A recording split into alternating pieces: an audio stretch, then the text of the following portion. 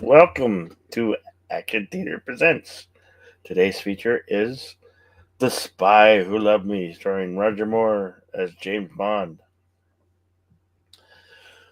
With me, as always, are my co-host and compadre, Deleted Scenes. How you doing, Deleted Scenes? I'm doing fair to partly cloudy. How about yourself, Bill? All right. So, as Bill said, this is The Spy Who Loved Me from 1977. Roger Moore's James Bond. We also have Kurt Jurgens as tonight's villain. Barbara Bach as a Russian agent who finds herself on this same mission as Bond. Starcraft fans will recognize Carolyn Monroe. And, of course, we also have the introduction of Richard Keel's Jaws, who will become a recurring villain. All right. Indeed. The synopsis reading follows. James Bond investigates the hijacking of British and Russian submarines carrying nuclear warheads with the help of a KGB agent whose lover he killed. Film is directed by Lewis Gilbert, written by Christopher Wood and Richard Maybaum, is rated PG, and runs 2 hours and 5 minutes. Mm-hmm. All right, I am going to load up the screening room. All right. While you are doing that, I'm also going to head on over to Cosme. I do want to remind everyone who is might be watching this broadcast for the first time. This is a show that originated on Bill's channel. He is the host and creator, sidekick, and we do this show every week at the same time, around 3:30 on Thursdays, and we do kind of older films like this. We do some newer ones. We're hoping to do more public domain films so we can actually physically show you the films as we would like to do. Unfortunately, the James Bond films are not yet public domain, and you will have to follow along with us with the Cosme link. That should be at this point pinned to the top of both chats. So you can follow us along there.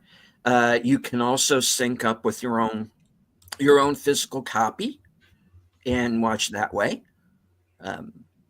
Would like to say hello to some of our regulars who have joined us in the chat today. First one here was JPRPH1, is one of my channel members. So I finally got a Thursday afternoon off. Right on.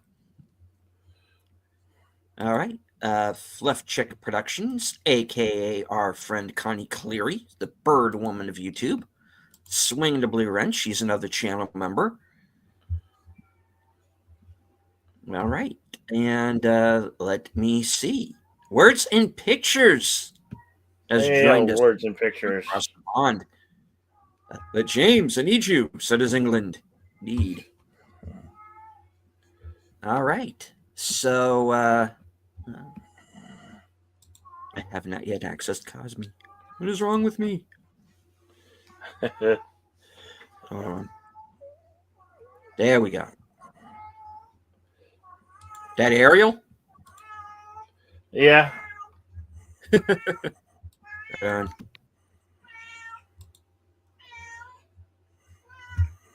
All right.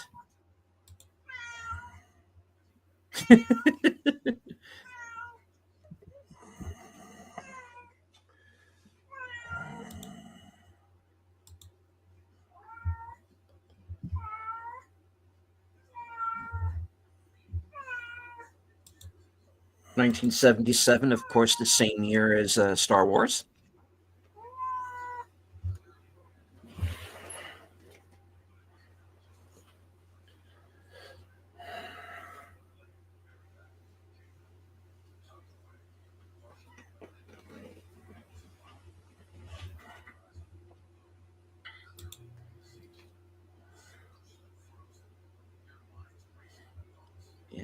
Not a good sign if you're in a submarine. Especially on a nuclear powered sub. Oh, yeah.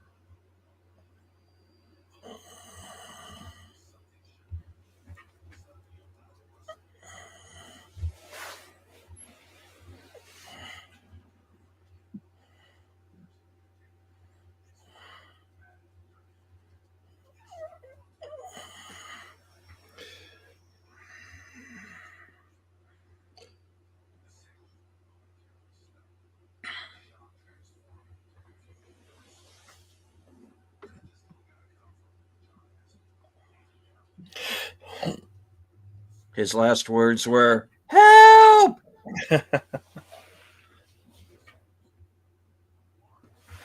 I'm in a tin can at the bottom of the ocean."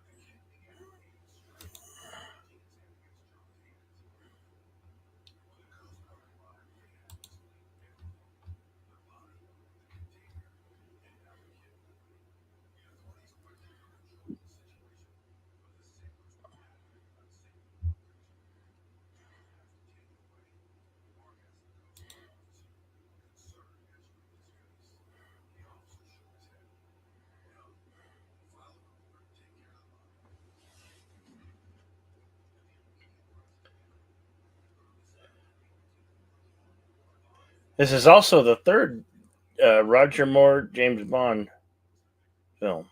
Mhm. First one was 73 with Live and Let Die. A Man with a Golden Gun. I've basically kind of been going in sequence. We have pretty much, yeah.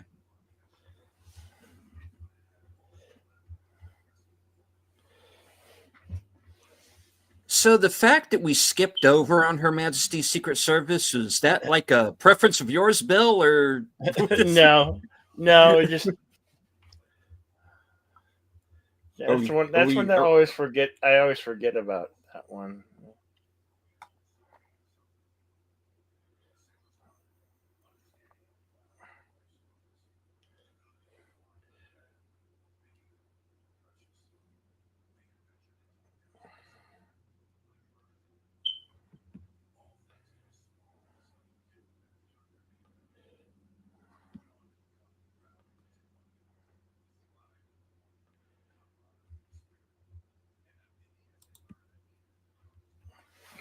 everyone's And that's using their an phones? Must be serious. Yeah. yeah. Triple X versus 007. Yeah. The cat's a Bond fan, indeed. I love this sequence. So Okay. Oh, here we go. the skiing sequence.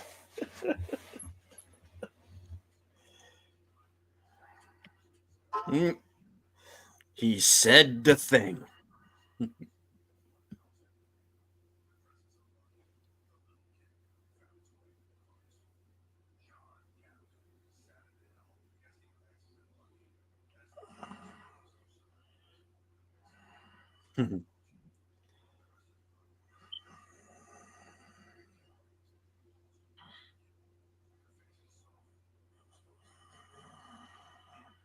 Roger Moore is Kurt Werner in Animal Olympics 2, The Armageddon.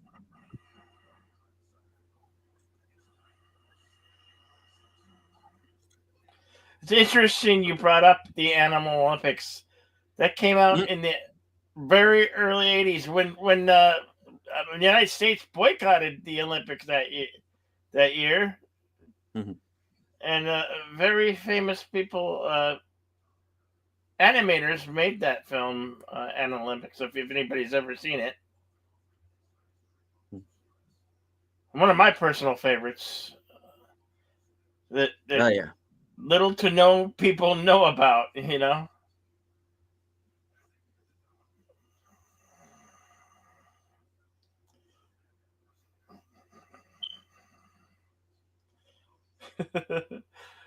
What a great use of a ski pole. Heartburn. Hi, Kiba.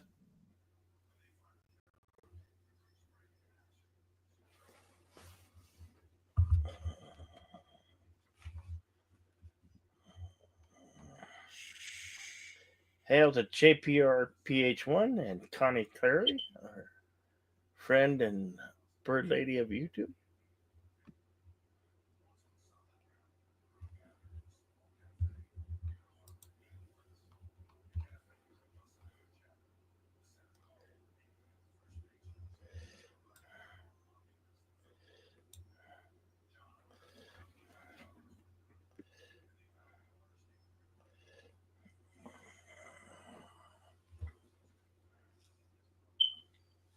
Right. And of course, here Uh, comes the Lee Simon. Oscar-nominated title song.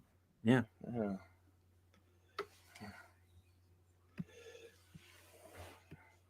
Such a great song, though.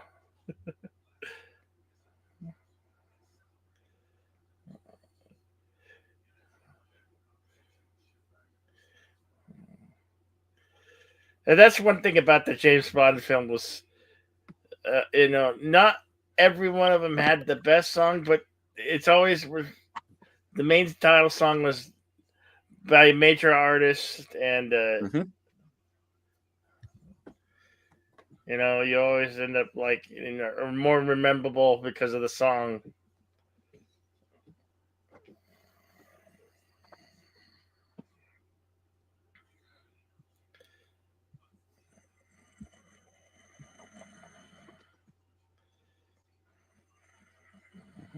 Let's say a quick hello to our friend Daniel's Hot Topics. Of course, FKHC 2005, sometimes known as him.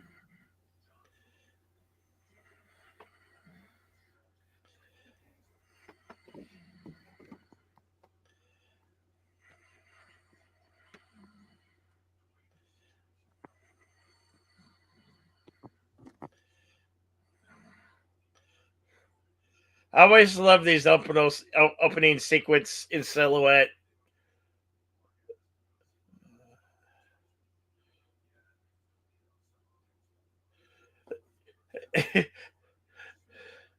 I had this thing when my siblings on back on cable when the Bond movie came on one of the networks.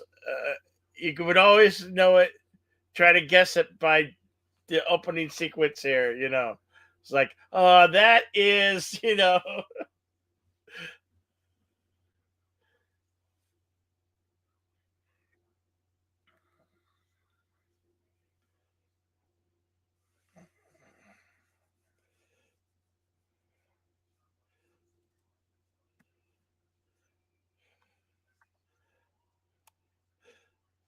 The theme song used to be an honor and it used to mean something. Yeah.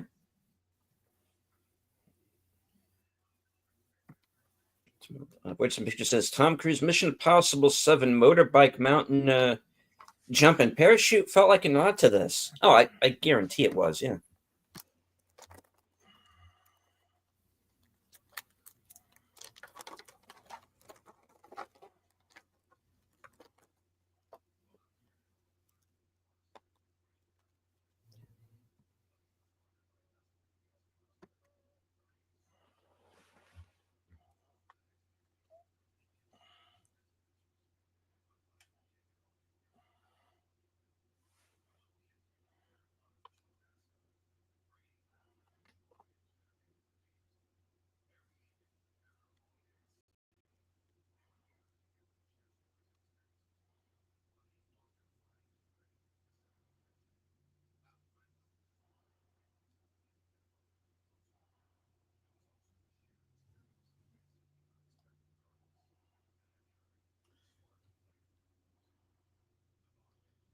Yes, this came out when we were still under the Cold War, and the old Russia was the old Russia of old.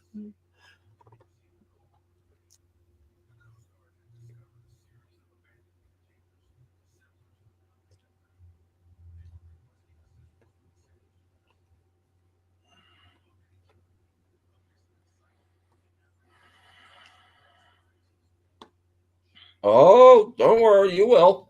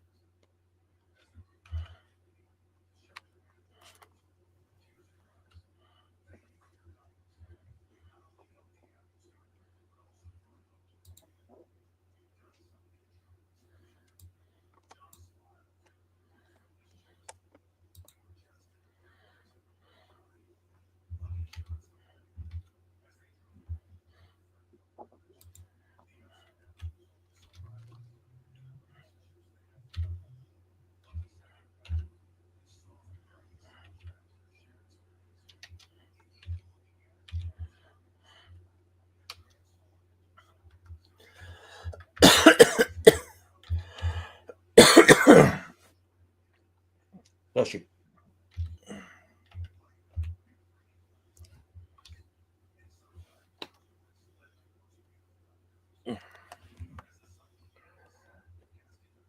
Howdy, did DJ play nice? Good to see you.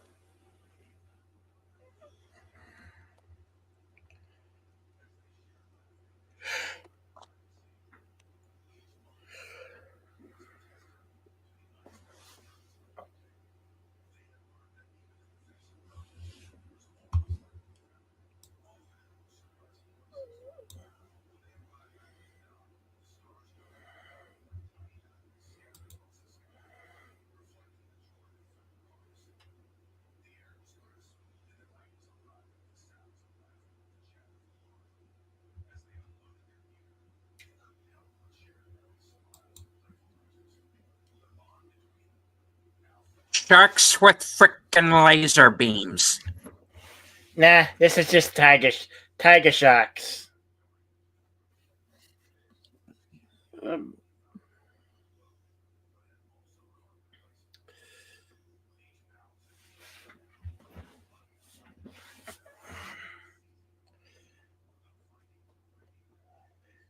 this piece of music was also used in Seven, I believe. Seven with Brad Pitt and Morgan Freeman when he's in the library.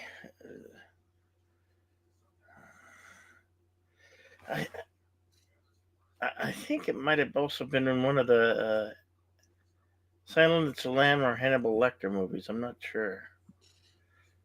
I've heard it. I've heard that piece of music used in a lot of films.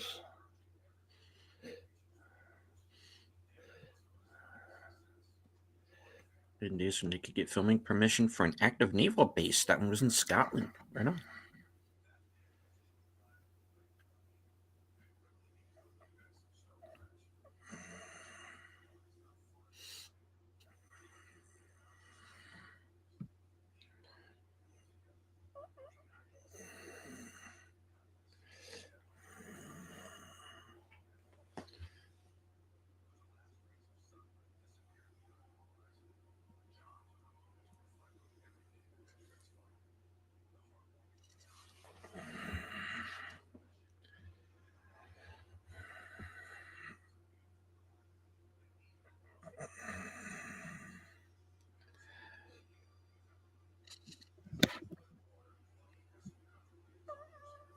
Of course, his underwater base.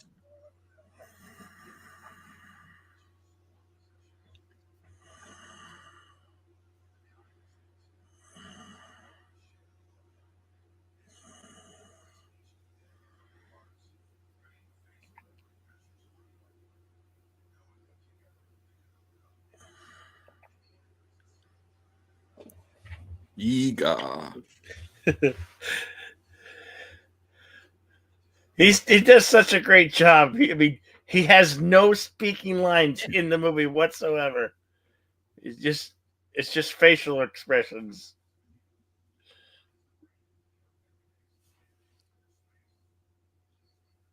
Mm.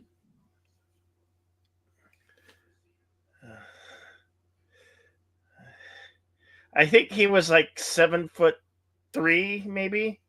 He's a Something very like tall that, yeah. guy. Yeah. If anybody knows his Jaws' actual height, go ahead and let us know.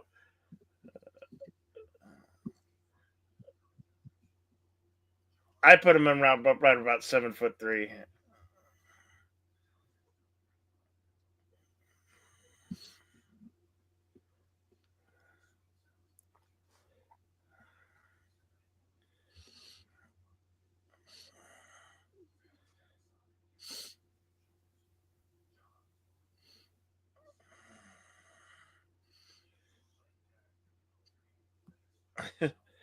Yeah, no lug to pay those guys.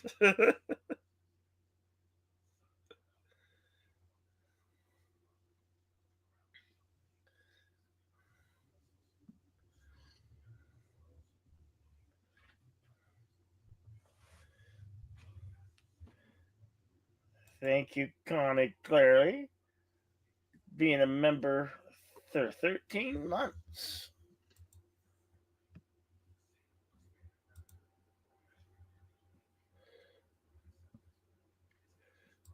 Words and Pictures is going with 7'1.5". Hmm. Right on. Thank you for that, Words and Pictures. They killed 4 more people. Stromberg is a maniac. Maniac, that's for sure. Yeah.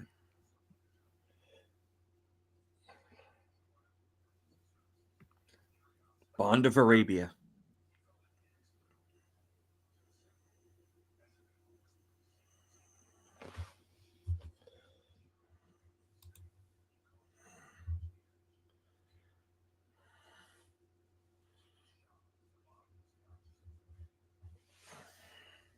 The spotted cuckoo bird flies backwards. It's a cold day for pontooning.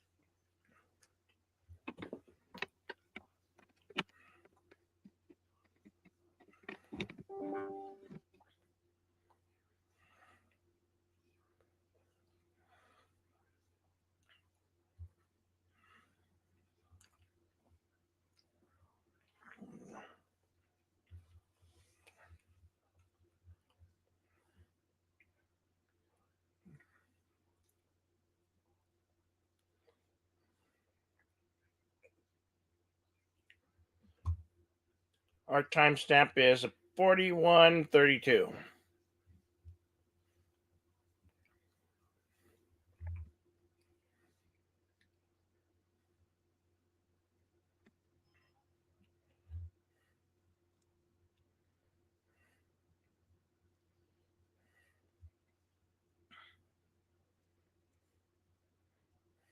All right, Words and Pictures dropping some knowledge. This is the Jaws character name in Ian Fleming's 1962 novel, The Spy Who Loved Me. Legacy Moran. Had to look it up. Couldn't remember.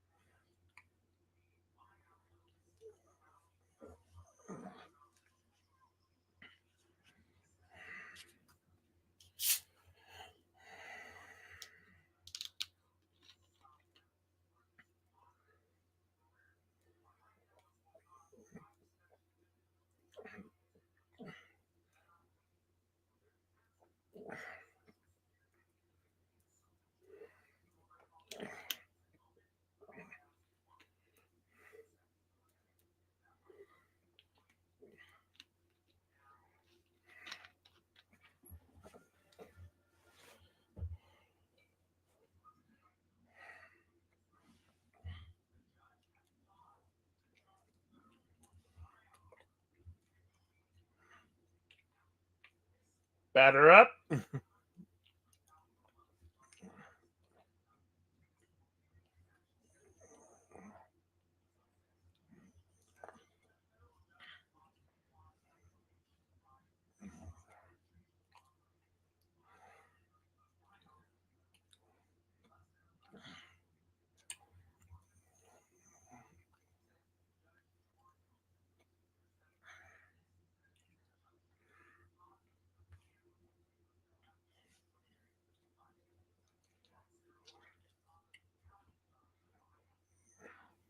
How do you get up there? FM.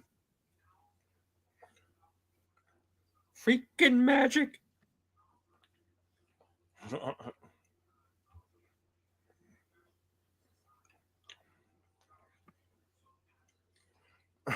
It's funny that the microphone says microphone on it.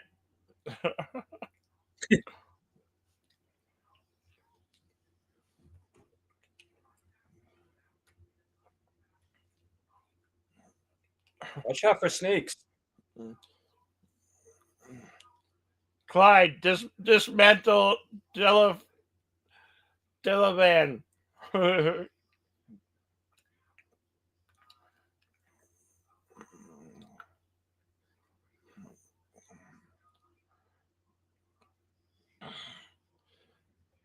Boy, Clyde, you lost a lot of hair and oh.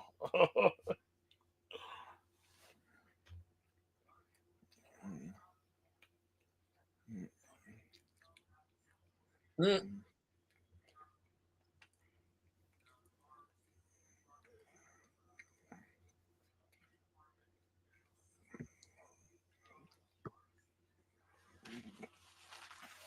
Jaws is invincible. You cannot be killed. He's Daniel's favorite enforcer in the entire Bond series.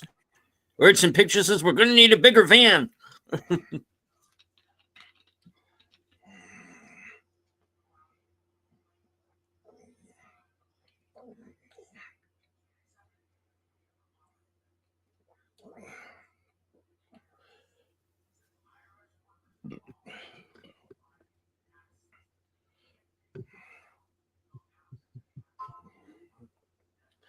A rock that size would have pulverized your foot. I don't care what size you are.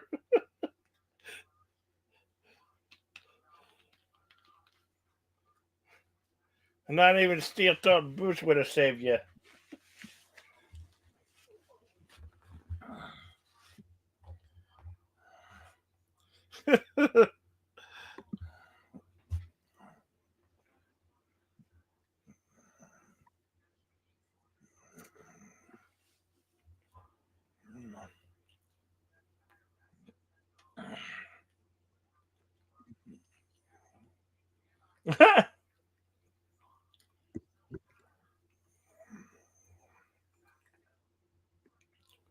Looks like we're walking.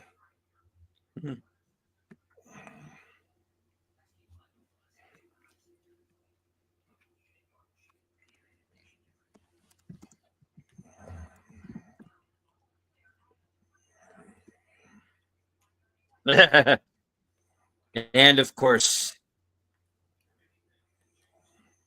the Lawrence of Arabia theme music.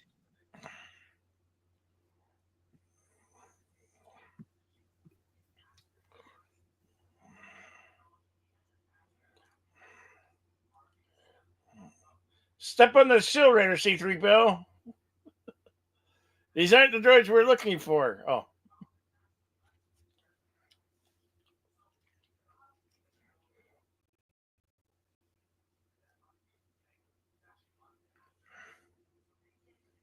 Whatini?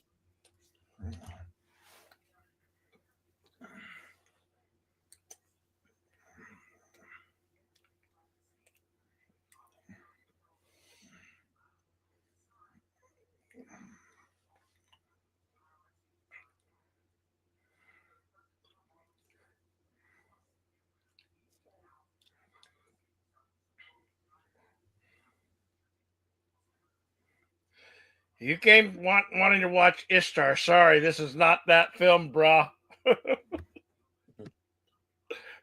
Anybody remember Ishtar? Honestly, I never saw it. The worst movie ever made. One of the worst movies ever made. Starring I don't know who, and I don't know.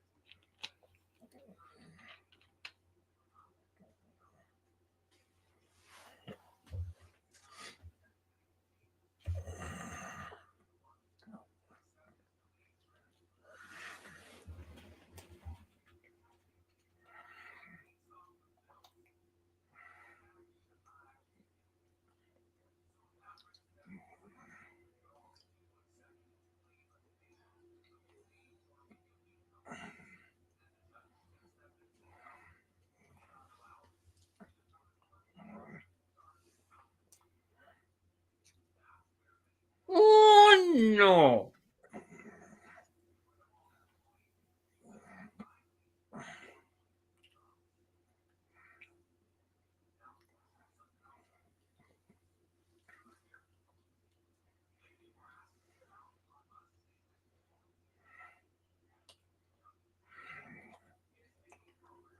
Uh, long, Long Street.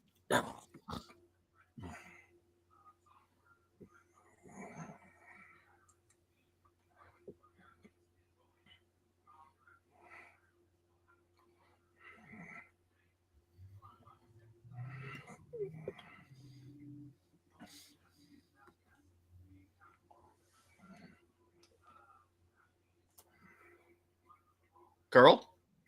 What girl?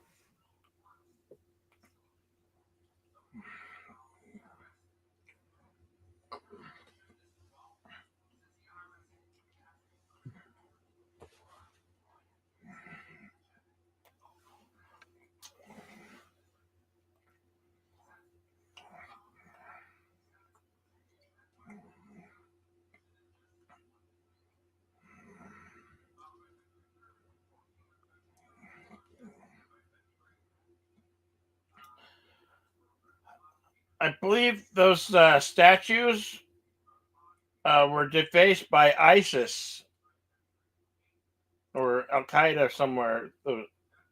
Yeah. So we get to see them as they originally were in this film.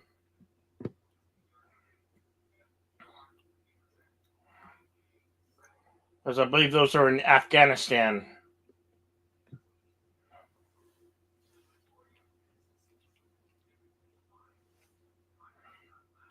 Money penny.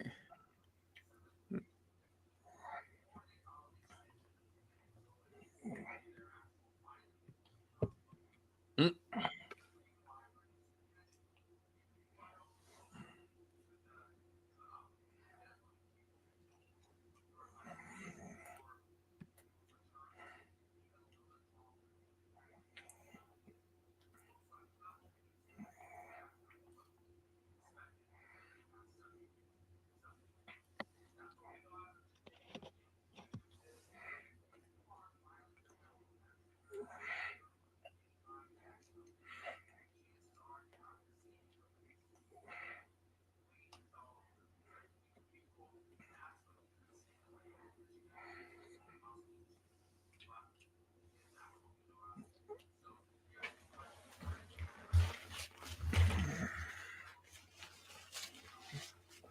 Once a Ruski, always a Ruski. Never trust a Ruski.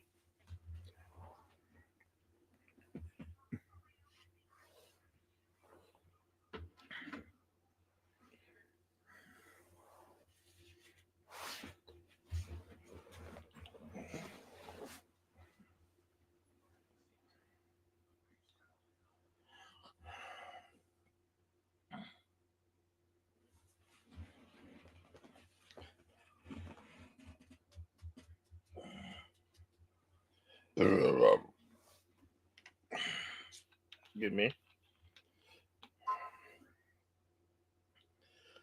you ever seen Death by Teacup? There you go.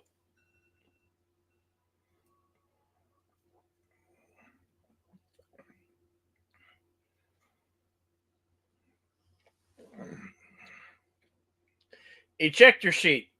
Needs a little work though.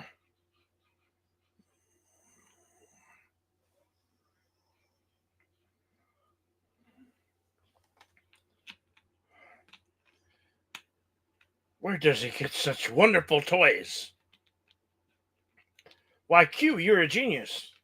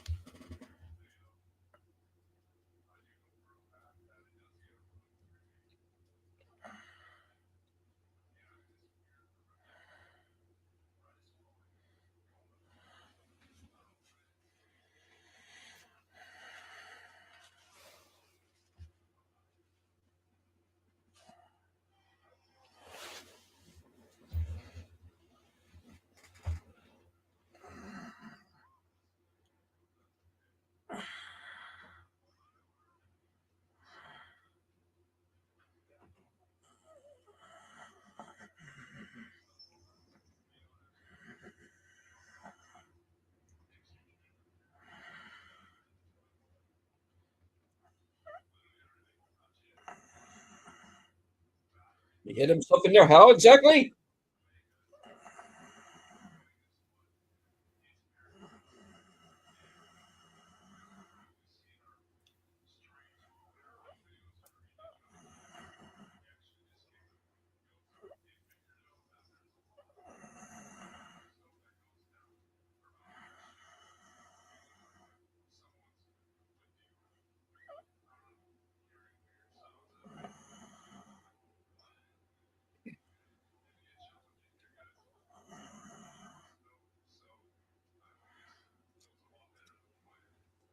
This is a weird adaptation of Dracula.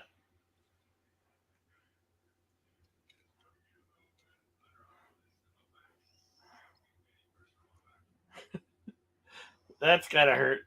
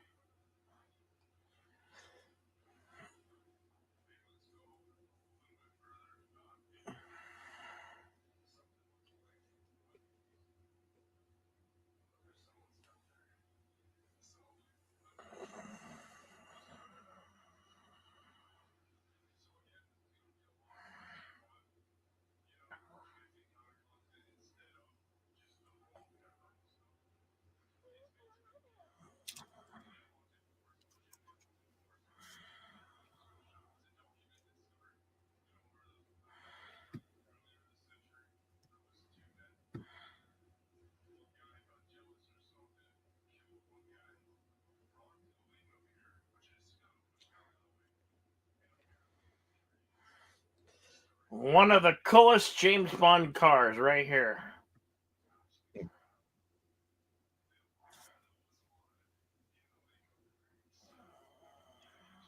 Daniel says, did you know that the character of Sheriff J.W. Pepper was going to be a recurring character in the Roger Moore movies? However, sadly, it never happened. I think they didn't want to pay the actor. Yeah, I think it was a situation like that. I think we brought that up in the previous film.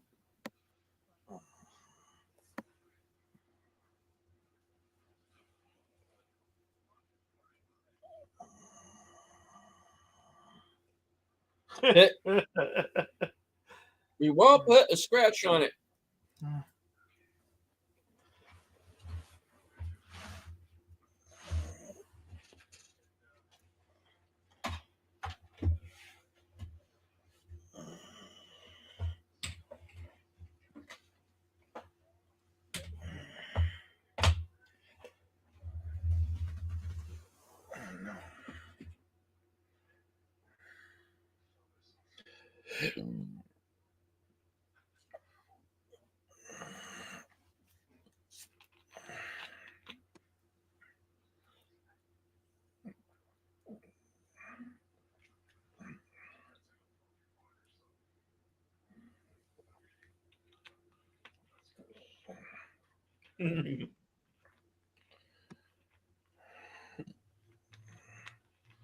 W36R Lotus Esprit. Yep.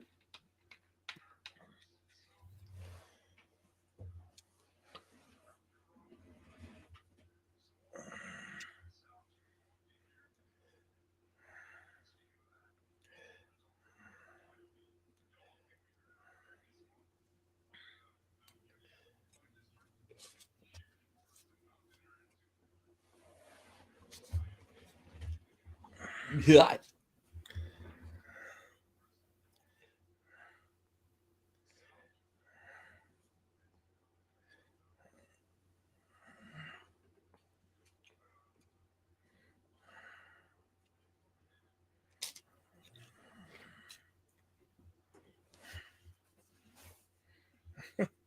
He does not look like a normal marine biologist.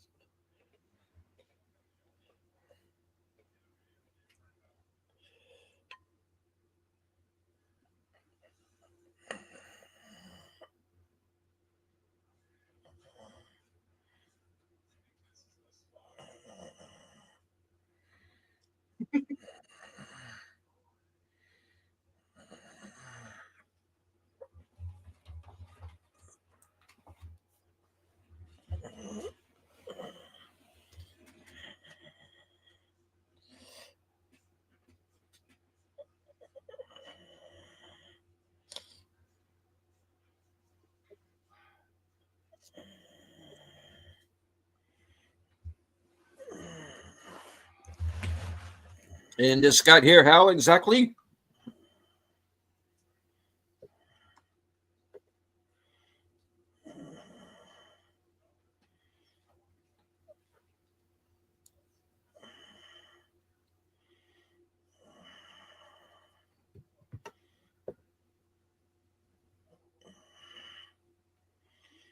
Carolyn Monroe, of course, from Star Crash.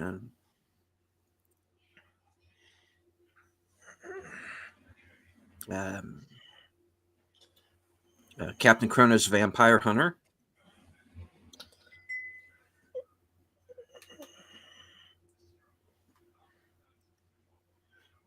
And so it was in one of the Sinbad movies, as I recall, as well.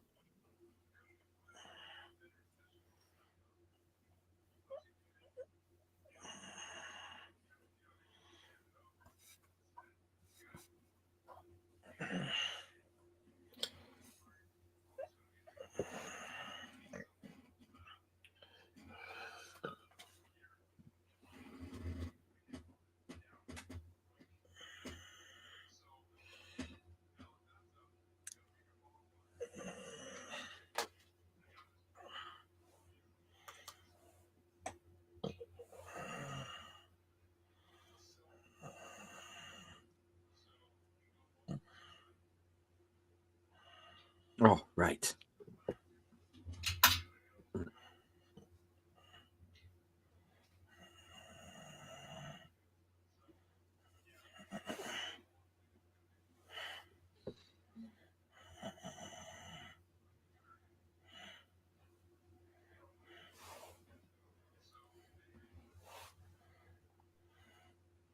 That is a lionfish.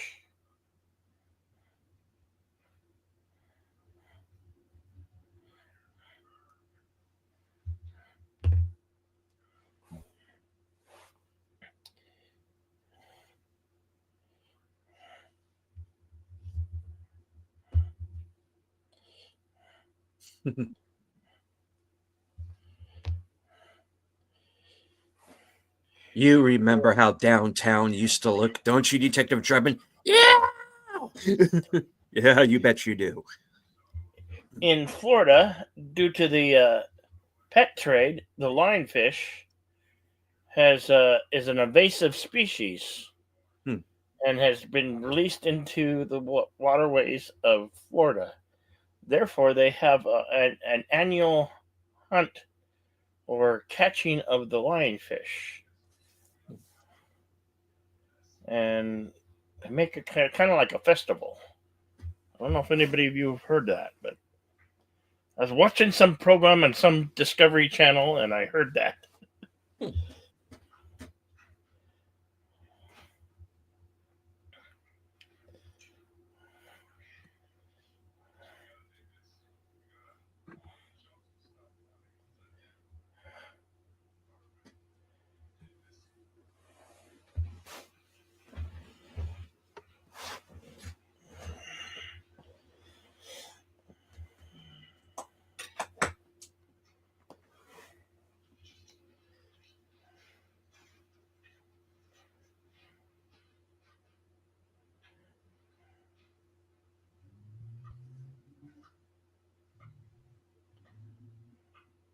Yeah, I'm not really in a hurry for them to do a new Bond film right now, Daniel.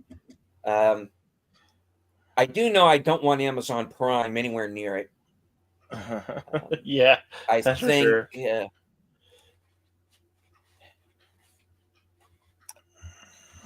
I'm not sure the current producers or rights holders are really the people to be involved either.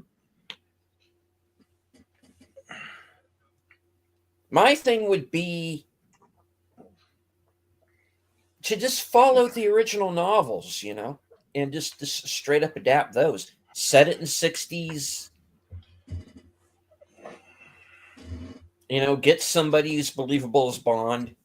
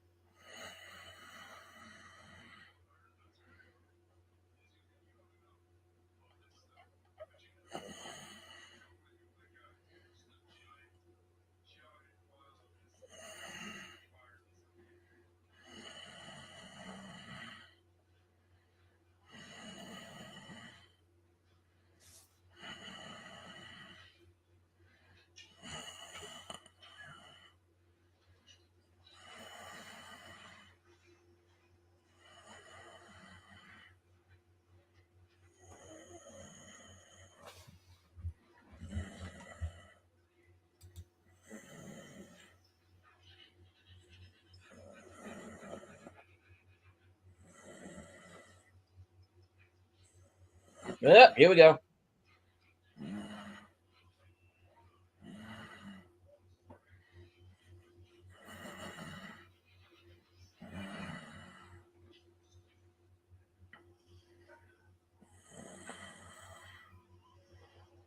I got his feathers. That was no evil Knievel. Kerplot. Ooh. Ah, the chasing space car.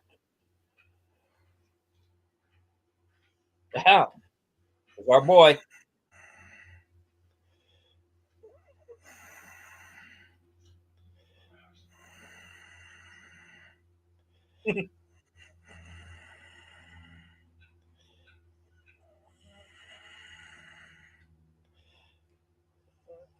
Shoot straight, you imbeciles!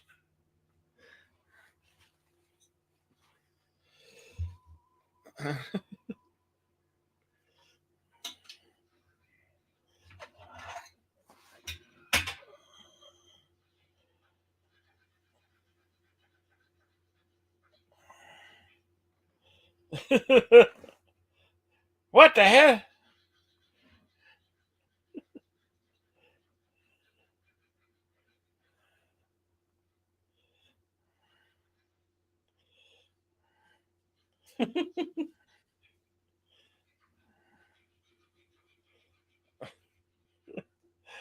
Only one man can walk away from a crash like that.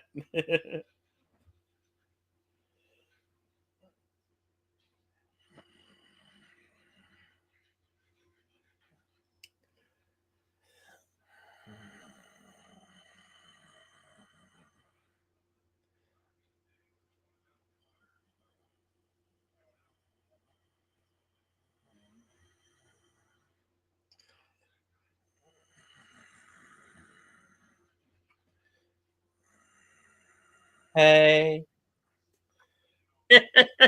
Hey, she give him that wink. Ah, that's my girl.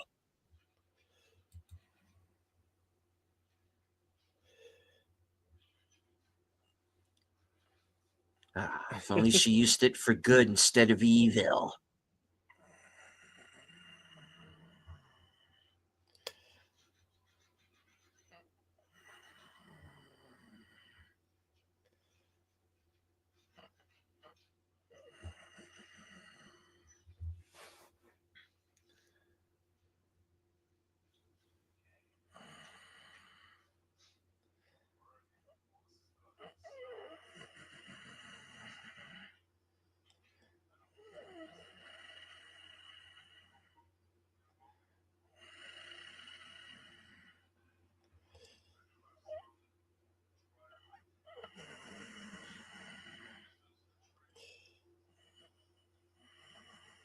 No, but the car can.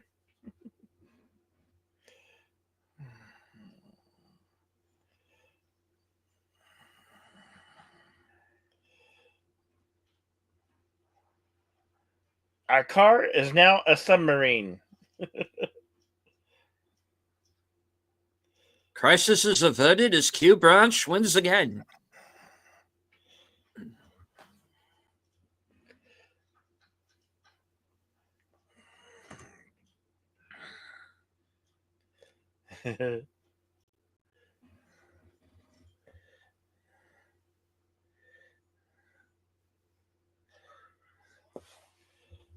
Yes, Aw, words and pictures. I know, that was a hot chick in a damn helicopter. it. Ugh.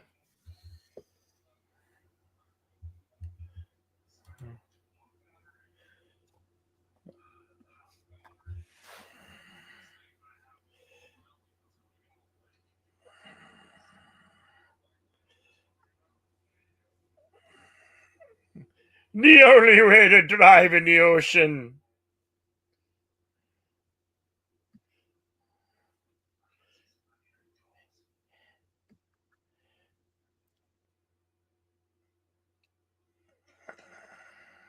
Dana says the only way I'll watch the new Bond movies if they bring back Timothy Dalton as the new M and say it's all one big shared universe and it's all connected.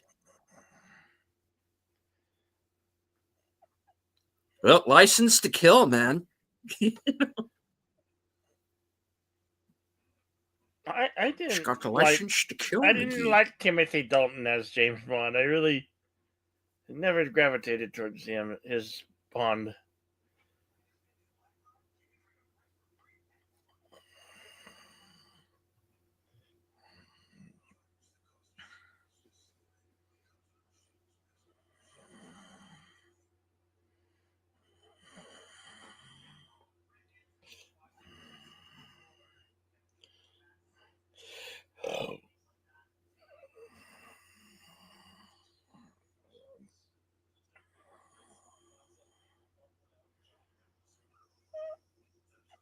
You missed. I missed.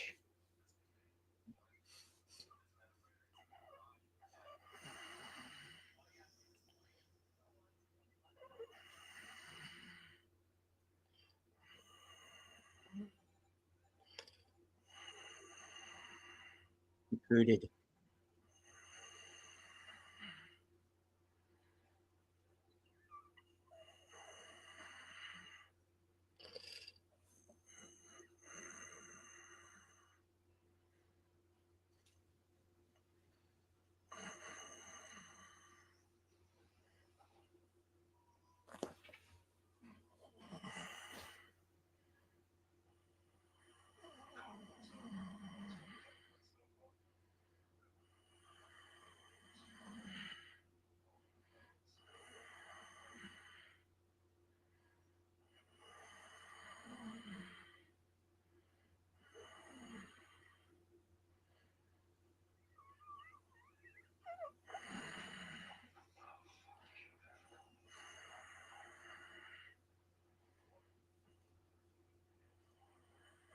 The last landmine in the Marianas Trench. Oh. Uh-oh, they sprung a leak.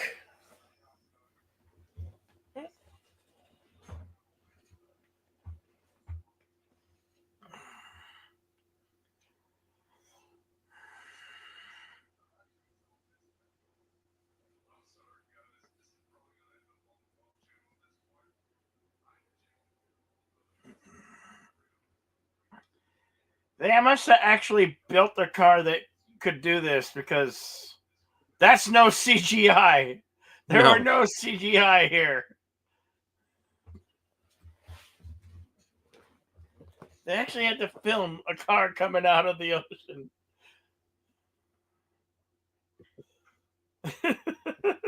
There goes the Cocker Spaniel. My George, it's a car that came out of the ocean.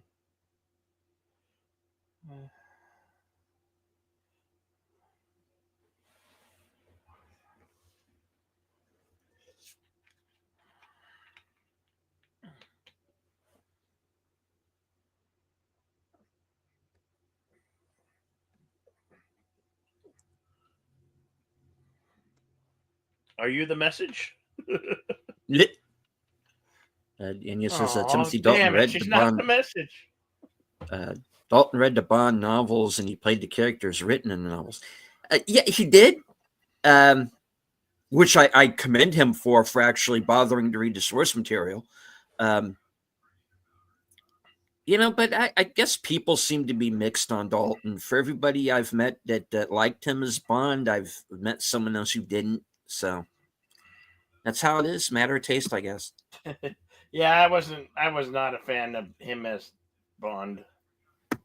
Pierce Bronson, I like Pierce Bronson as Bond. He was good. 70s films packed in so much for their budget. This one, 13 million. Star Wars 77, 11 million. Yeah.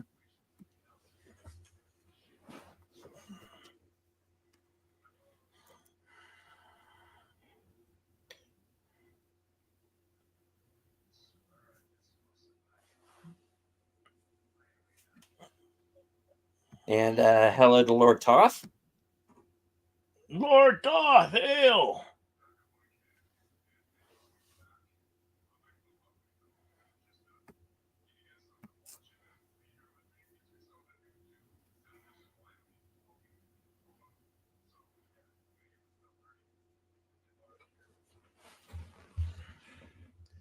Our timestamp is 1 hour, 21 minutes, and 38 seconds.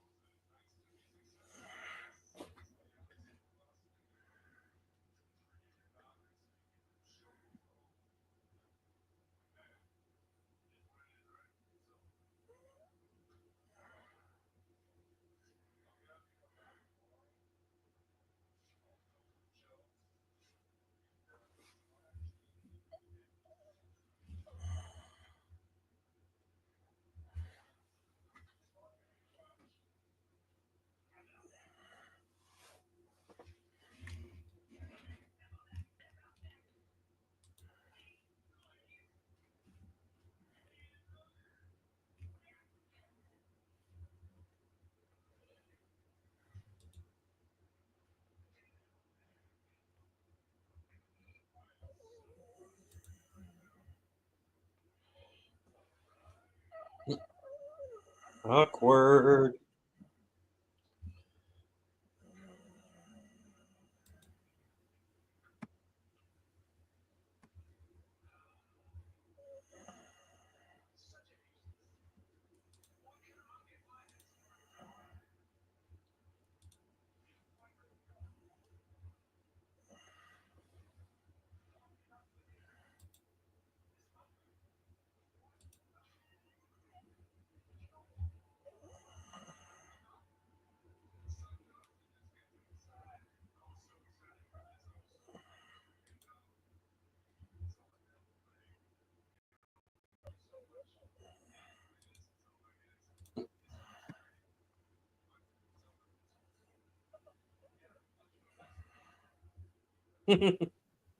Yeah, shit, don't kill me.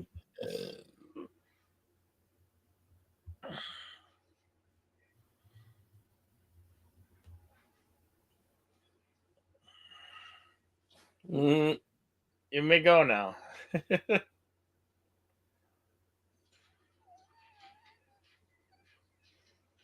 No, sir. I'll be in my bunk.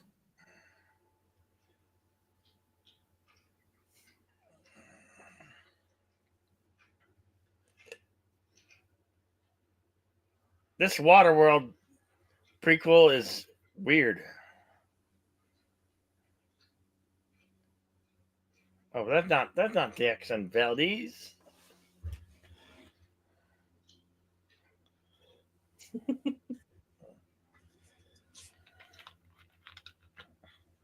Don't make this awkward.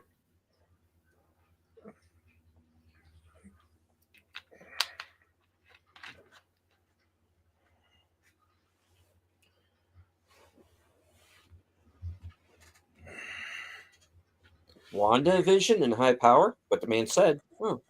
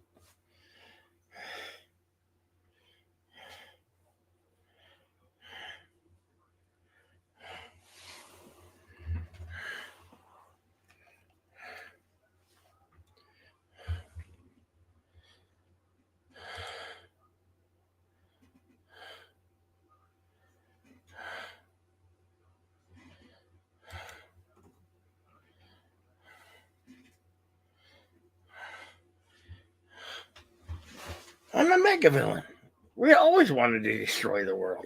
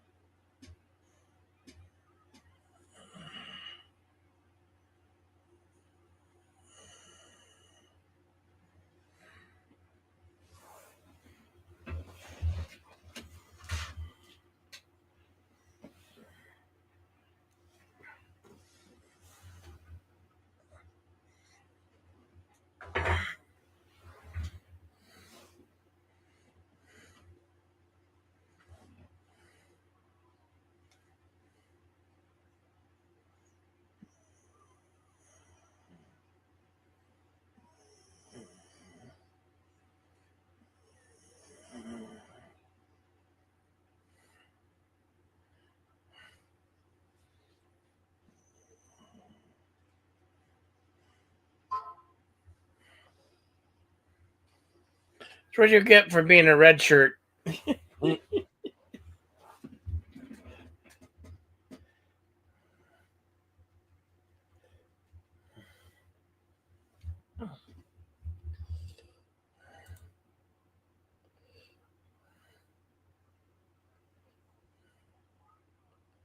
That's a big miniature.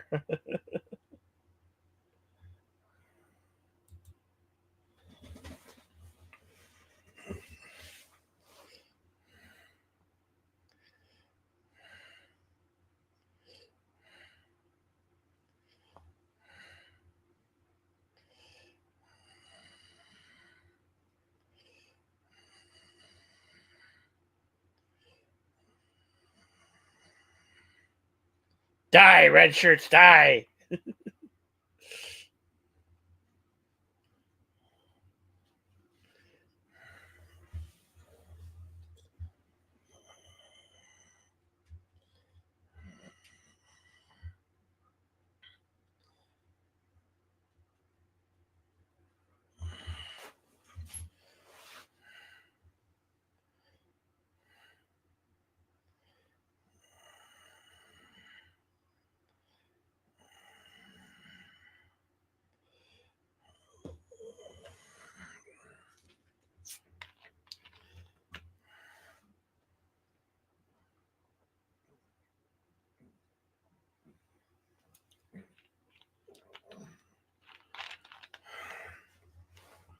You get a gun, you get a gun, and you get a gun, and you get a gun. Now kill all the red shirts.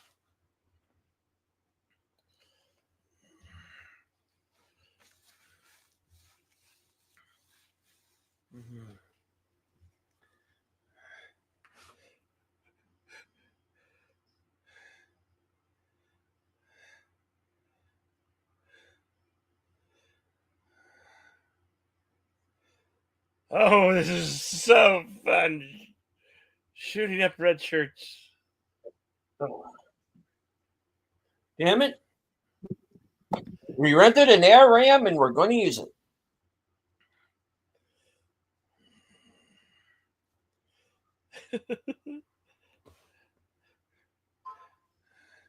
Grenade! They should have revoked his license a long time ago.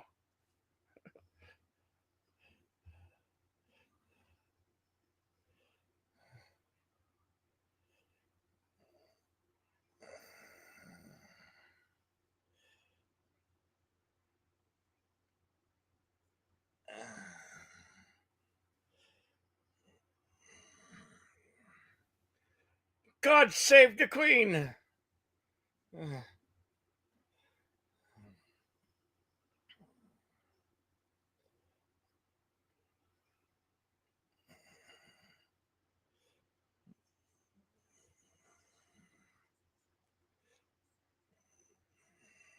Should we really be doing this in here?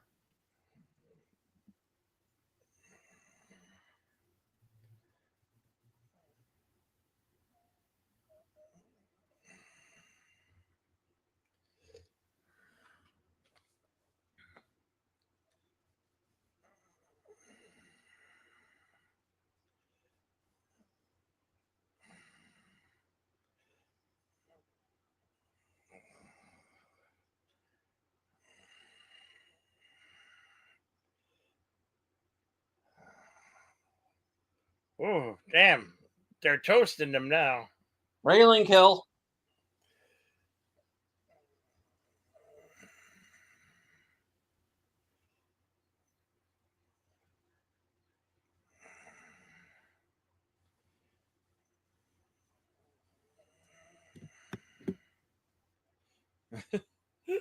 Hey, wait. Yeah, what? What? You gonna do what?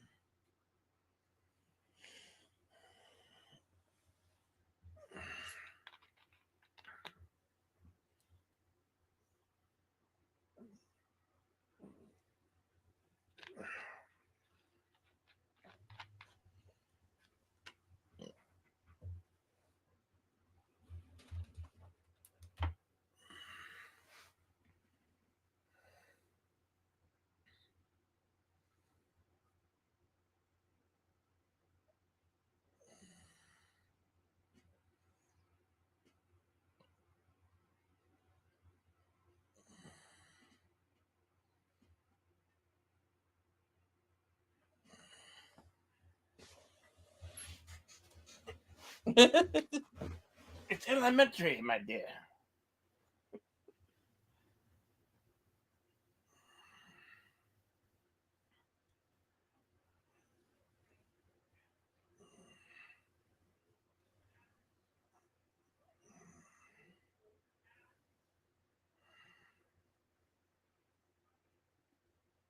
Kablooey.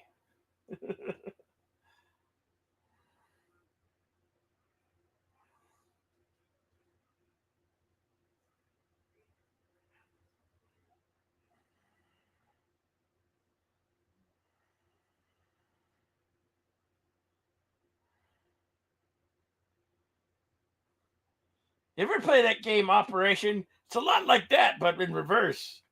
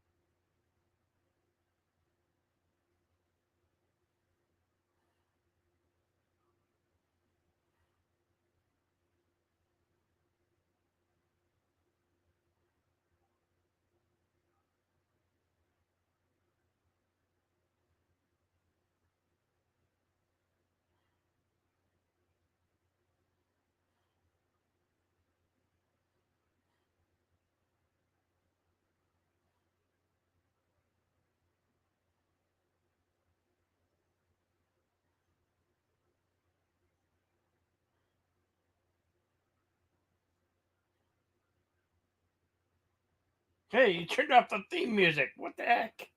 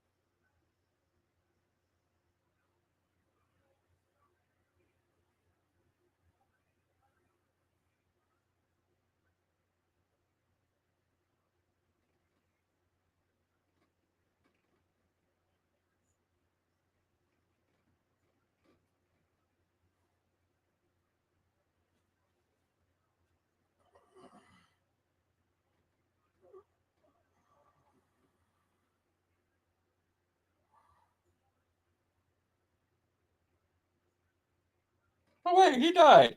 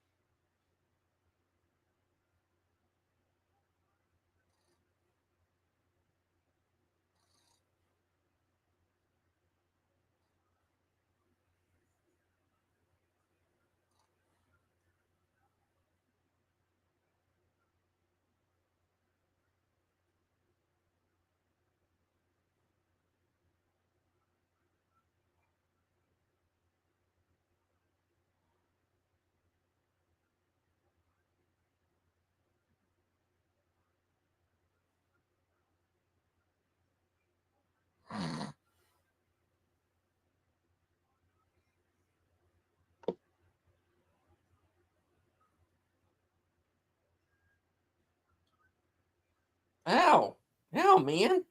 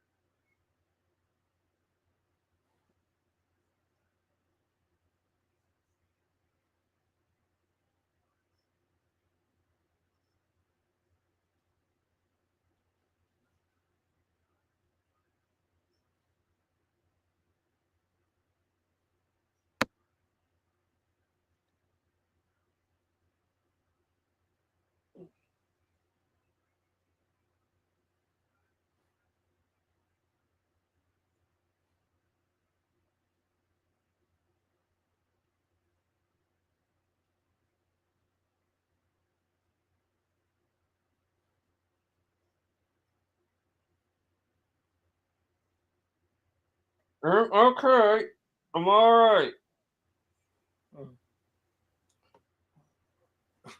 Right by the teeth.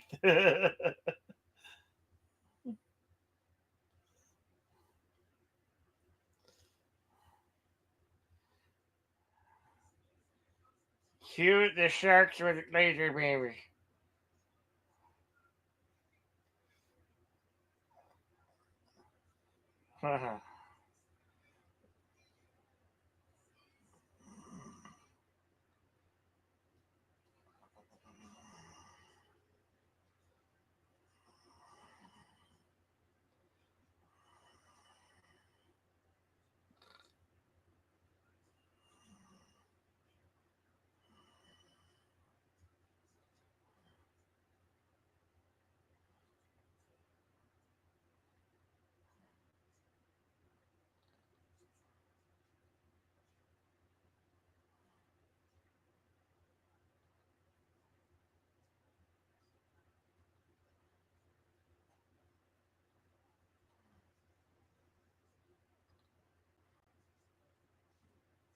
Yeah.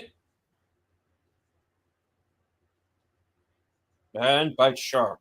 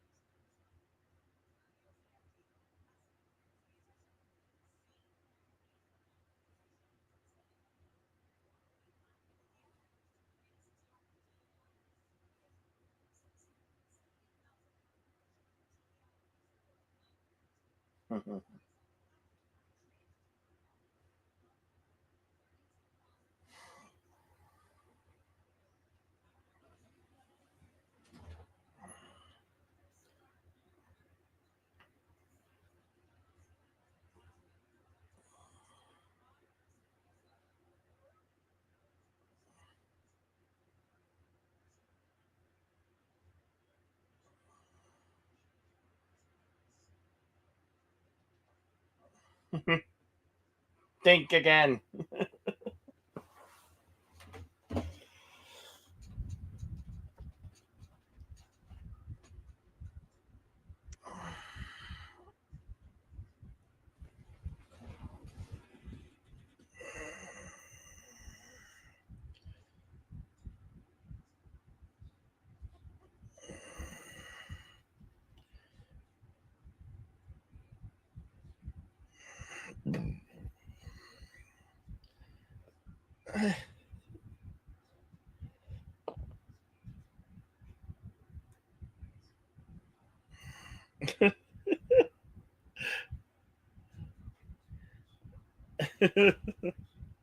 Of course he International is. relations, sir.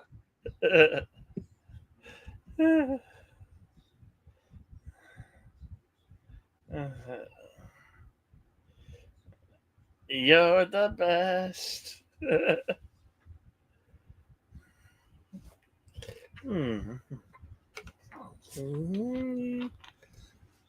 And that is the spy who loved me.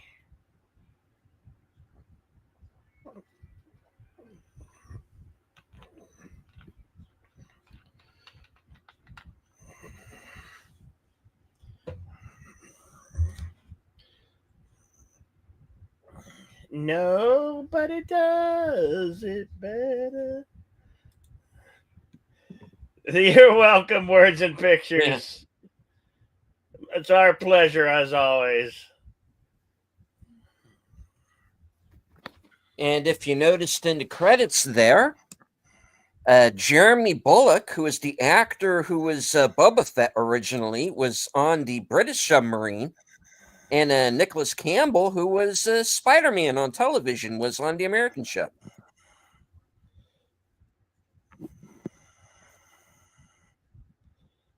Ford Motor Company, Seiko watches, Kawasaki motorcycles. Jeez, all the product placements. Sony Corporation.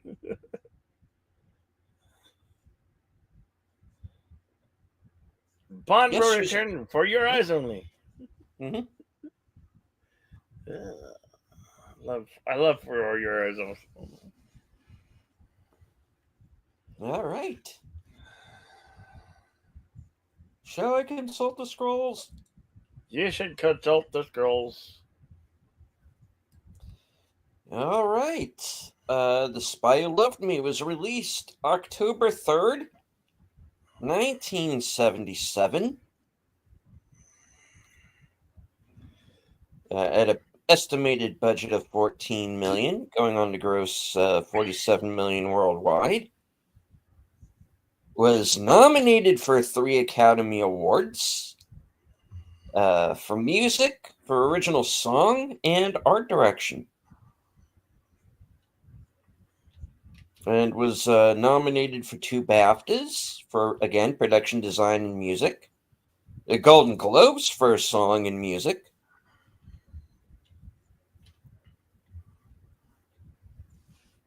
Grammy nominated for Best Album, Original Score Written for a Motion Picture or Television Special.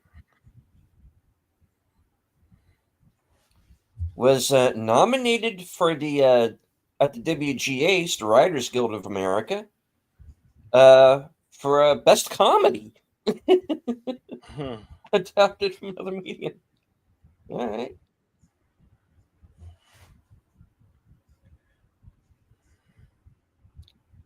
All right.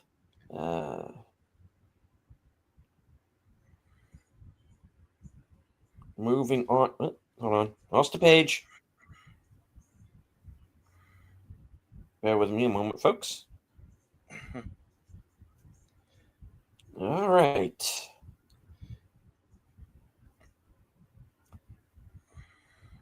Oh, okay. Filming locations.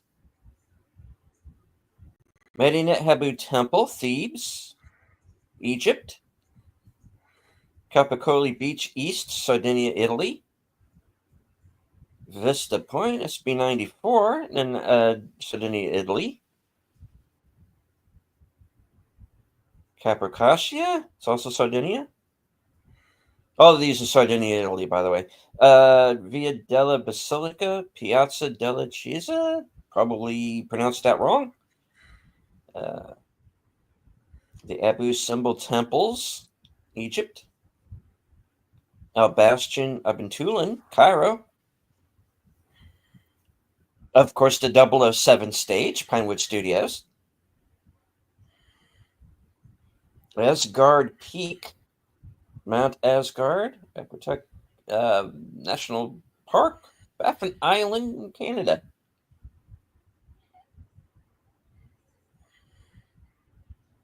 Banana Island, Luxor, Egypt.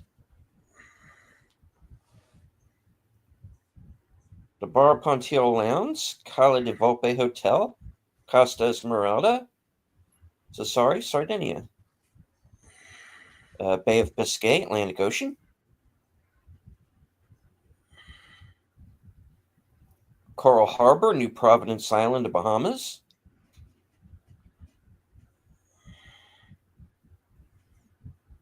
El Moise Street, Cairo, Egypt. The Emerald Coast, Sardinia. And as was brought up in the chat, Fazline Naval Base, Her Majesty's Naval Base, Clyde Gairloch, Argyll, in Boot, Scotland, UK. The Geyer Anderson Museum, Formaden, Ibentulin, Cairo, Egypt. The Giza Plateau, Giza Platform. The Great Style Hall, Temple of Amun, Karnak Temple, Luxor, Egypt. These repeat a few times. The final scene where the escape pod drifts into the British warship was filmed in Malta. Nile River, of course. Okinawa, Japan.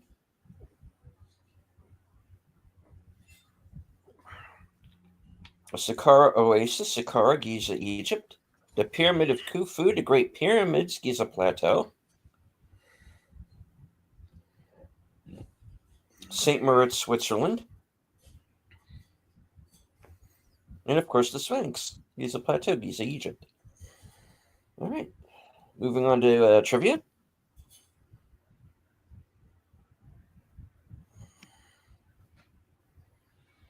No, I did not know this. Did you know that Jaws was supposed to die in this movie? However, the Queen of England saw the movie, possibly in its test screening, and saved the character. Nice.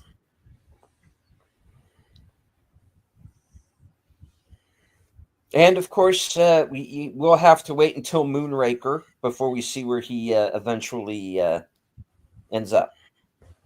Yeah. Which is quite interesting when it happens. Yeah.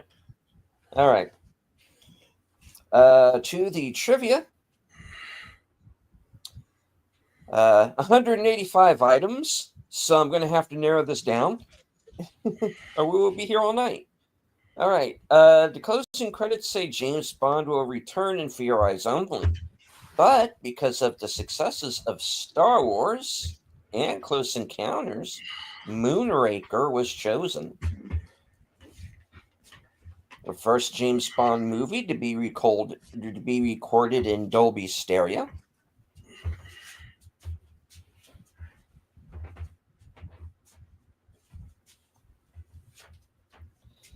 General Gogol's first appearance in the Eon Productions official James Bond film franchise. His first name is heard for the only time in the franchise when M refers to him as Alexis. However, he's called Anatoly in the credits of A View to a Kill. Gogol is played by Walter Gotell, played Marzini in From Russia with Love. He also appeared several times in the franchise as General Gogol, The last being the Living Daylights. The character's surname is a nod to Russian novelist Nikolai Gogol. Though, though the last James Bond movie co-produced by Harry Saltzman and Albert R. Broccoli was The Man with the Golden Gun, the dissolution of the partnership did not occur until after that movie was released. Saltzman was involved with this movie during early pre-production until his 20 million pound slice of James Bond in December 1975. I just said that how they wrote it, folks. As was the original director Guy Hamilton, together with John Landis, a young writer at the time. Despite the disappointing box office performance of The Man with the Golden Gun, Albert R. Broccoli nevertheless invested $13.5 million on the production of this movie, the most expensive Bond movie yet produced. The only James Bond movie in which M's first name is said, Miles. His name is said to be Admiral Sir Miles Meservey in the novel The Man with the Golden Gun. It is only the second time in the film franchise that M calls Bond by his first name and not 007 or Bond. The first was in Her Majesty's Secret Service.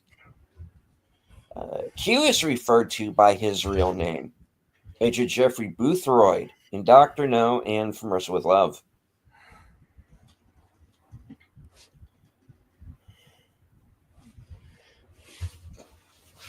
The Spy Who Loved Me was the 10th James Bond novel to be written by Ian Fleming. It was first produced on April 18th, 1962. The only common story elements between the novel and the movie are its title and henchman Jaws and Sandor, who are loosely inspired by the book's villains, Horror, the steel cap with steel cap teeth, and Slugsy, who was short and bald. This movie is considered the first Bond movie whose story is completely original. Second was GoldenEye. Fleming only allowed the novel's title to be used, as it was told in first person of a Bond girl character, with Bond only appearing in chapters 10 through 14 out of 15. The names of the heroine, Vivian Michelle, and the villain's employer, Mr. Sanguinetti, are not mentioned in the movie. The novelization of the movie by screenwriter Christopher Wood was called James Bond, The Spy Who Loved Me, to distinguish it from Fleming's novel.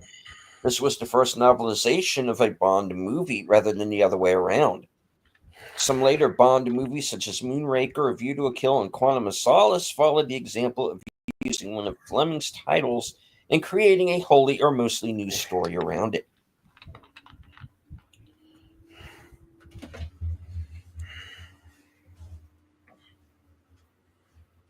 In the original script, Jaws was to perish after Bond used an industrial magnet aboard the supertanker to drop him into the tanker's furnace. The scene was storyboarded using Richard Kiel and Sir Roger Moore's models and apparently rehearsed, but ultimately scrapped because producer Albert R. Broccoli suspected Jaws' character had enormous appeal, so an alternate ending with Jaws surviving was filmed, allowing Jaws to return in Moonraker. When this movie was previewed, audiences cheered when they saw Jaws swimming away in the finale.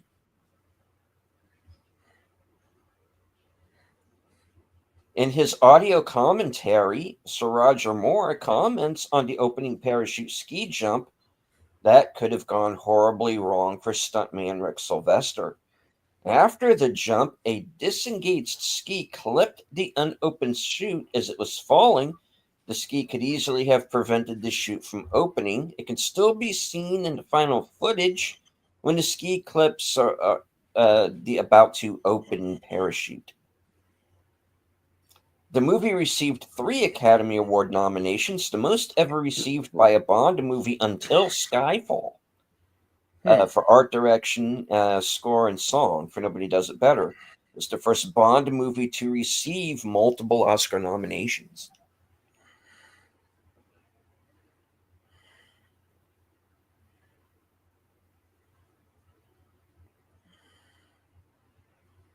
Vehicles featured included a white Lotus Esprit S1 turbo sports car, adaptable Perry submarine car, which was also known by the production as Margie Nixon and Wet Nellie. An Arctic Enterprises wet bike hydrofoil water motorcycle, Jaws' telephone service gray Sherpa van, a yellow and black Kawasaki Z900 motorcycle with black and yellow sidecar, hovercraft speedboat jettisoned from Atlantis, a black and yellow two-seater Shark Hunter submersibles, mini wet submarines, two black and yellow Bell 206 Jet Ranger helicopters, black Ford Taurus, the Laperius oil tanker that includes a mini moke, Westland HH3, Sea King, hold on, Westland Wessex HCMK, two helicopters, 1977 Ford Cortina, 2.3 Gia, HMS Ranger, USS Wayne, and Soviet Potemkin submarines, a Stromberg Enterprises Company motorboat, magnetic Leviathan maglev monorail train inside Laperius, a small bus, and a spherical underwater escape pod for exiting Atlantis. The Lotus submarine car was codenamed Esther Williams in an early draft of the script. It was also nicknamed by the crew as Wet Nellie after a mini helicopter in You Only Live Twice, which is the name used in the novelization. This car is an empty shell of a car that was propelled off a pier and into the sea by a compressed air cannon. Designed to operate while filled with water. It was driven by two divers in full scuba gear, but overheated while idling in between takes. The chase sequence involving Wet Nellie runs for 7 minutes. Carl Stromberg, as played by Kurt Jurgens, has webbed hands. However, they often go unnoticed by viewers on video and DVD compared to when the movie was released in cinemas. Bigger image on a theater screen makes them more noticeable. In one of the later scenes, you can clearly see this in the side view of his right hand.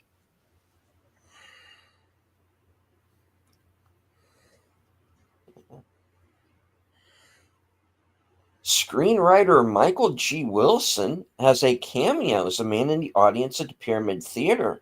He is sitting in the row behind Feckish and Triple X at the Pyramid Show. He's also seen as a guard on a Liberia's tanker.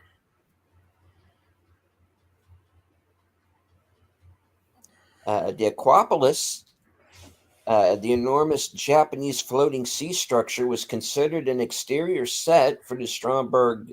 Was considered as an exterior set for the Stromberg Marine Research Laboratory, Atlantis. It resembled an oil rig, something that had already been used in Diamonds Are Forever. Had a gigantic 3-tiered deck that was also a helicopter pad measuring 100 square meters and was supported by about a dozen major pillars. It cost 13 billion yen and had been built in Hiroshima in 1975 and transported to Okinawa for the International Ocean Exposition. Depending on weather conditions, it could partially rise or submerge into the ocean in a similar fashion to the Atlantis setting of the movie script. At the time of the location scout, it was incomplete, and after attempts to make the megastructure work, production designer Sir Ken Adam felt that it lacked direct creative elements for the nautical villain's lair. Disappointingly, the floating sea city was rejected as an exterior location for Atlantis, and the filmmakers decided to go with a model. Sadly, it was closed to tourist visits in 1993 and in 2000. After 25 years, the real-life floating city in the ocean was sold for scrap after the company that owned it went bankrupt.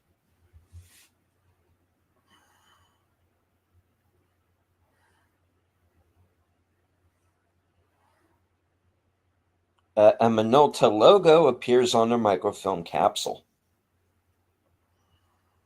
Producer Albert R. Broccoli named this movie, along with From Russia with Love and Goldfinger, as his 3 favorite James Bond movies, according to an interview with The Hollywood Reporter's Robert Osborne on April 12th, 1982.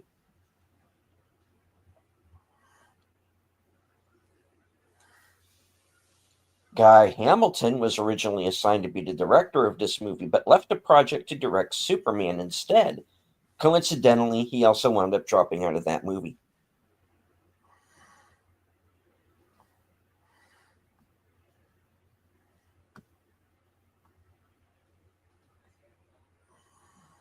The delay in production of this movie involved legal issues with the script. Thunderball co-writer and producer Kevin McClory brought suit against the production company Eon Productions, stating that his script Warhead, later Never Say Never Again, had been plagiarized for the nuclear submarine storyline, and the injunction was ultimately rejected. And Eon could proceed. However, the original name of the villain was changed from Stavros to Stromberg due to the similarity between Stavros and Ernst Stavro Blofeld, a character belonging to McClory. An early version of the script intended to have Blofeld return as the villain for the first time since Diamonds Are Forever. Screenwriter Richard Maybaum's original draft featured an alliance of international terrorists entering Spectre's headquarters and deposing Blofeld before trying to destroy the world for themselves to make way for a new world order.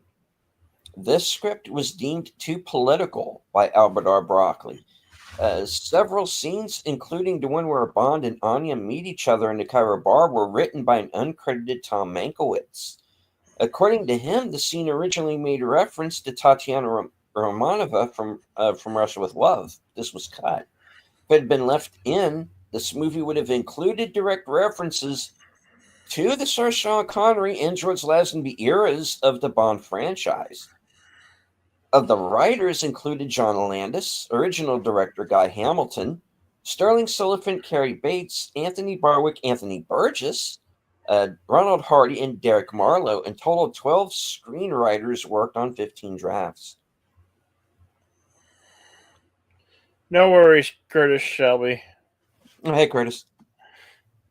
Yeah, we're just about to wrap it up with the last few bits of trivia here. The first Bond movie produced solely by Albert R. Broccoli. All previous Bond movies had been co-produced with Harry Saltzman or other producers. Saltzman left the series during pre-production of this movie. Richard Kiel, who of course played Jaws, could only keep the metal teeth in his mouth for about half a minute at a time due to the excessive pain and discomfort. Yeah, he often had to show comic expressions, which was quite contradictory to the way he was feeling, wearing the extremely uncomfortable braces. Keel, at 7'2", played an almost identical part in Silver Streak. The chain through which Jaws bites was made of licorice in order to simulate the character's metal teeth. Keel's stunt double Martin Grace used pieces of orange peel wrapped in aluminum foil. The eyesight of cinematographer Claude Renoir was failing at the time of this movie, and he could not see to the end of the massive supertanker set.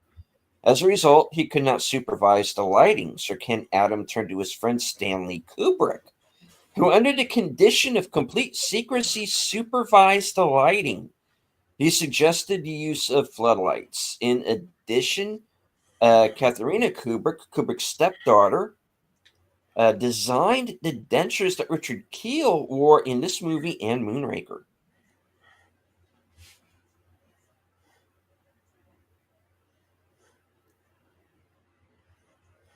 When Bond and his compatriots are looking at the tracing of the submarine's course, the first few notes of the James Bond theme are played when the line is drawn into the map.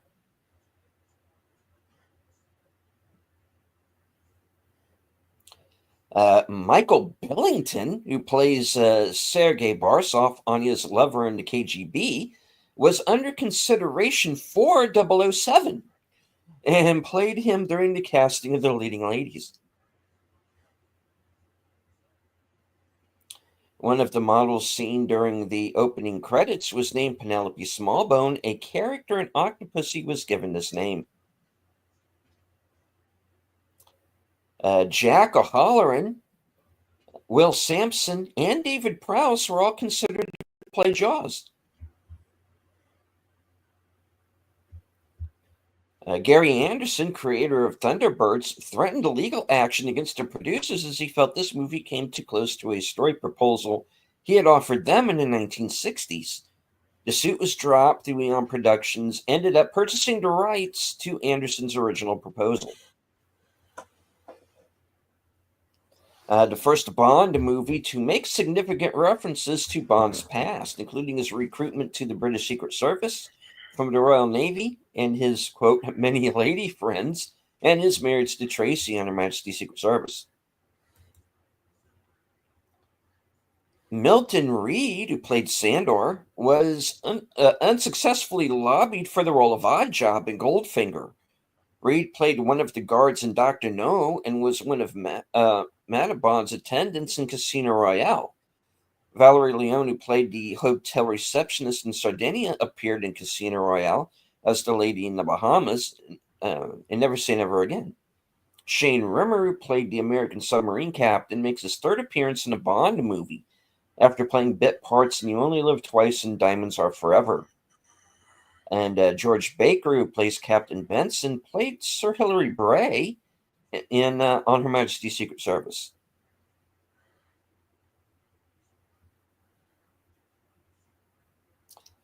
Some sources claim that Charles Dance is in this movie. However, he does play the henchman Klaus in For Your Eyes Only.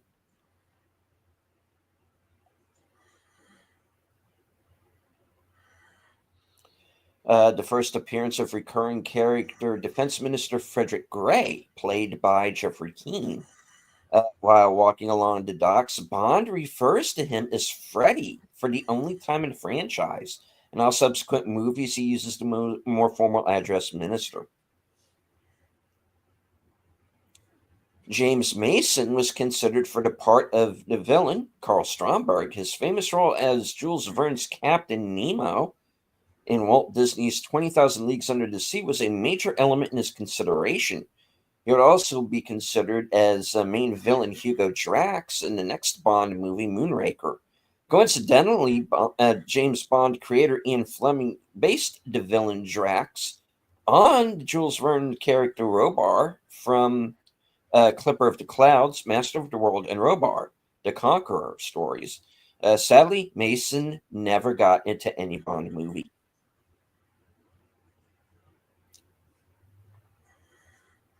The Wilhelm scream is used as a soldier is drowning in the burning water during the fight between the escaped subcrews and the evil henchmen. And hello, Lee. Hello, Lee. Good to see you. Hello, Lee. I'm a member. All right. I'm going to read a few more of these, and then we'll close the scrolls. Yep. Okay. All right. One of the first directors to be considered was Steven Spielberg. There is some worry about his inexperience as he was caught up in an extremely lengthy pre-production schedule for a little movie he was making at the time called Jaws, which provided inspiration for, of course, a major character in this movie. Spielberg always wanted to direct a Bond movie, but ended up making his own Bond-like franchise with Indiana Jones. The Royal World premiere of this movie was held on July 7th, 1977 at the Odeon Theatre, Leicester Square, London, and was attended by Princess Anne, her second Bond launch after Live and Let Die. The date has special significance as it is abbreviated 7777 in homage to 007.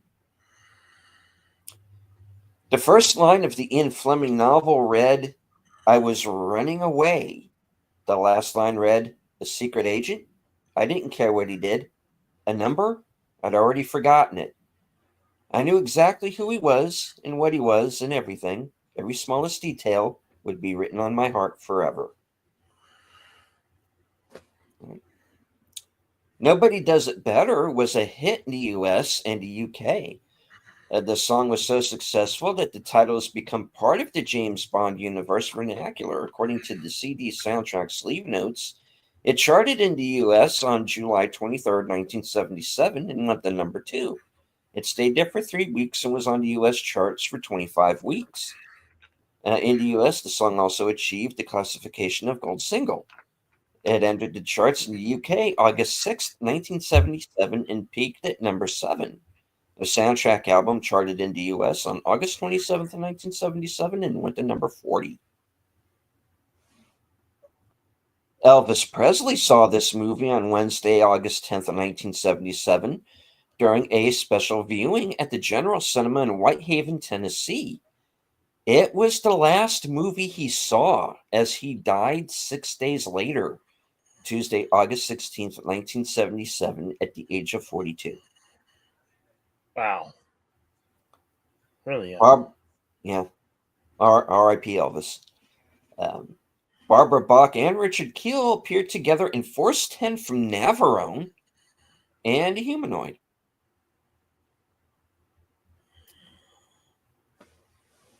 All right. Let me. The skulls are crushed? Yep. We'll call it there. Okay. All right. Good. Now I can announce our feature film for next week.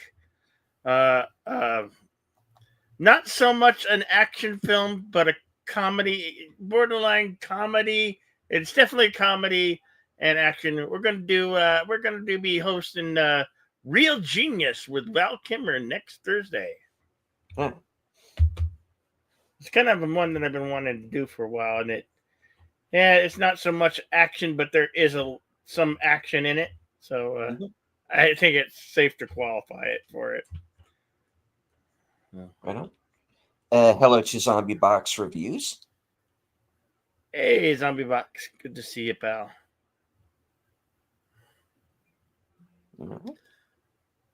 As always, So, I'd like to thank you all for joining us this afternoon.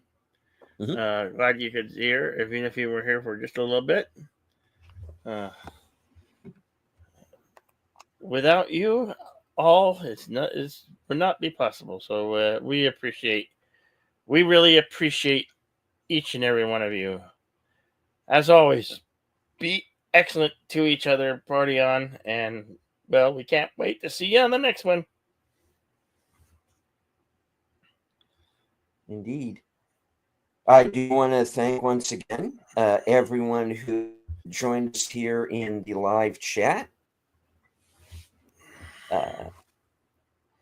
All of those who were lurking in the background. There's always one or two.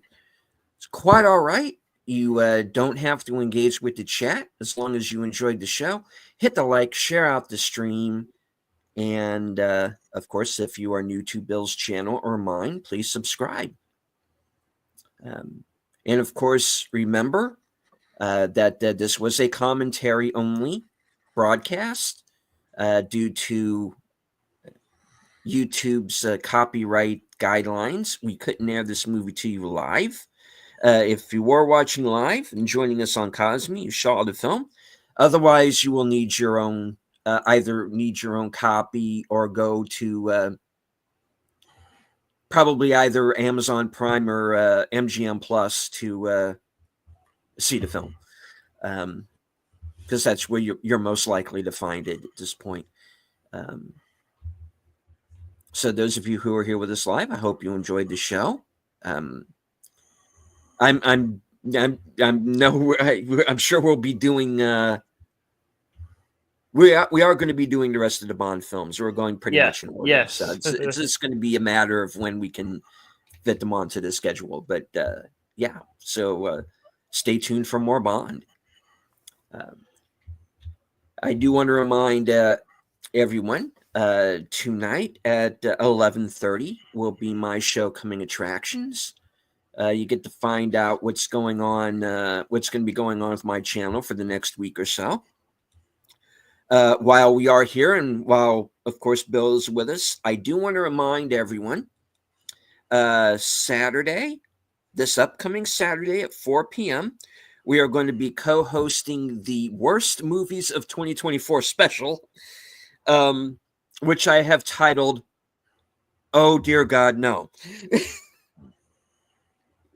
That is the actual title, folks. So that will be Saturday at 4 p.m. as Bill and I give 2024 one last square kick in the ball sack before we leave. And of course, stay tuned Sunday for what is normally our Western Cinema Presents program. However, this week we're going to do a special, which is going to be the 10 best movies of 2024. So please stay tuned for that. That will lead you directly into Bill's Super Bowl broadcast. Yep. Along Play with by play, action yes. commentary So on the Outlaw Bill Sports Network, the Ocho. mhm. All right. And as I say at the end of every broadcast, thank you once again for watching. Good night. Take care. Stay strong. Be safe and healthy. Because this is how we win.